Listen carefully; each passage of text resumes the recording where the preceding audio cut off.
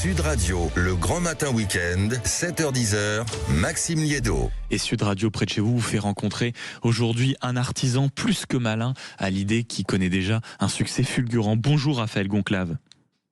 Bonjour. Merci beaucoup d'être avec nous ce matin. Vous êtes le cofondateur d'ArtiConnect.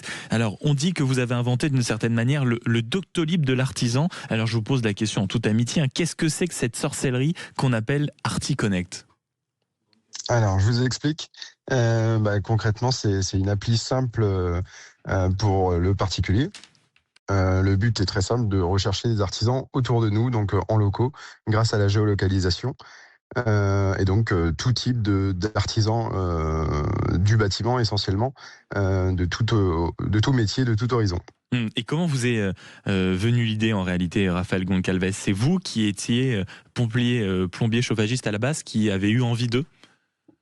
C'est ça, c'est ça. Il y a un peu plus de 3 ans où j'ai eu cette idée de me dire, en fait, il y a un paquet de rendez-vous qu'on peut éviter de prendre directement au téléphone en ligne avec nos clients, qui sont des rendez-vous simples et récurrents, pour du devis, pour de l'entretien, pour du dépannage d'urgence, etc.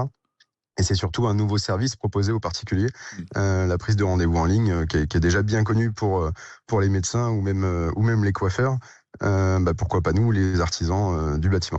Sachant qu'en réalité, c'était quelque chose, si je me suis bien renseigné, que vous pratiquiez déjà dans votre propre entreprise. Vous vous êtes dit, mais en fait, il faut que ce soit beaucoup plus large, il ne faut pas que je le garde pour moi. Exactement. Exactement, c'est comme ça que j'ai développé ArtiConnect. Et le fonctionnement pour ceux qui voudraient s'y greffer, notamment pour travailler, c'est quoi ? Ça se passe par un abonnement mensuel pour que leur contact, leur disponibilité soit mise en ligne sur la plateforme, c'est bien ça ? C'est bien ça. Donc du coup, en réalité, c'est 2 applications. Il y en a une donc pour le particulier afin de rechercher des artisans locaux et prendre rendez-vous. Et il y a une application professionnelle où eux, ils peuvent gérer leur planning, donc accepter ou refuser les rendez-vous, avoir un suivi des rendez-vous, pouvoir proposer des rendez-vous quand ils le souhaitent. Donc c'est eux qui choisissent sur quelle zone géographique. Ils font leur propre emploi du temps pour correspondre à la plateforme en réalité. Exactement.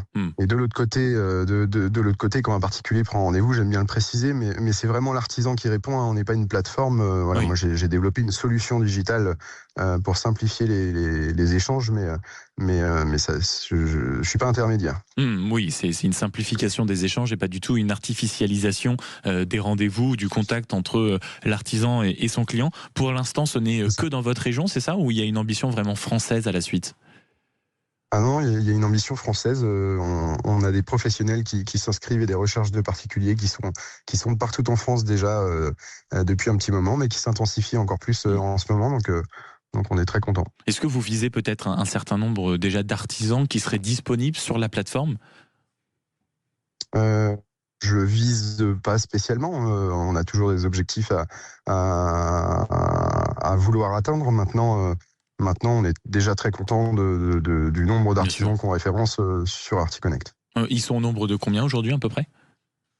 On est à plus de 400. J'ai pas le compte exact. La semaine a été très chargée